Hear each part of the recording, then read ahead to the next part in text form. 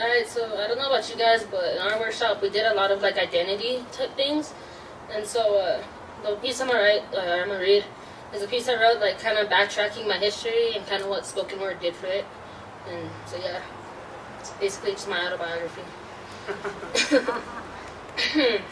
It all started out when I was younger, stupid, more naive. Blind without a path, I needed something in which to confide in, something to believe. First I turned to colors, but that was the first mistake I made. Earned a few petty stripes, from raw graffiti to drug-fueled fights. From there, the trouble only escalated.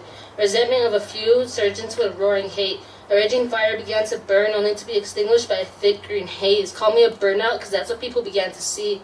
Once an academic with a promising future, I'd become a paradox, held together by a poorly tuned suture. But the real question was, how could I be at rock bottom when I was so high? You see, in my head, a fascination with death dance. Where would I go, and what would it feel like to die? Incisions in flesh left me scarred, having earned the devil's stripes. But things looked up when I met my first love. They pried me away from my stainless steel lover, pulled me from the flames, taught me to love, to respect, to tolerate. But being young, together about a year, passion quickly died, and my relationship began to fade. I was lost, abandoned, and soon I fell back into the smoky abyss as if no progress was ever made. There was no trails, no roads, not even one diverged. So alone I stumbled through the darkness, not knowing what to do. I began to dream of a scenario in which people like me could rise from the bottom to the top. For that's something which they say can happen, but simply does not. Accordingly, fate led me to those who felt as I do, and we established a true family, a tightly knit crew. Things began to look up, but soon I was torn away from all that I loved. Sent away to a distant foreign land, the black clouds seemed to follow, and onto me they poured.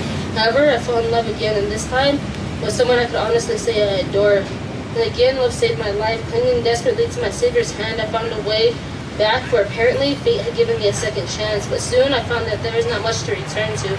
Even those whom I was closest to had failed to recognize me, said that I had changed.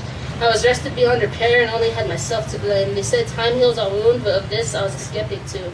You see, as the time passed, the blood, sweat, and tears I spilled seeped into my wounds and poisoned me. But recently, through written word, I've been cleansed, able to find myself again. Resuscitated by those whom I love, I am who I am now, abstinent of every deadly sin. With only a paper and pen, I'm left to determine my own future, editing out that which drags me down and writing in my own destination. I have broken free from my chains and found my way, with permanent ink running through every vein. That which once threatened to wash me away has allowed for my rebirth, thus giving me a reason to stay. Right on.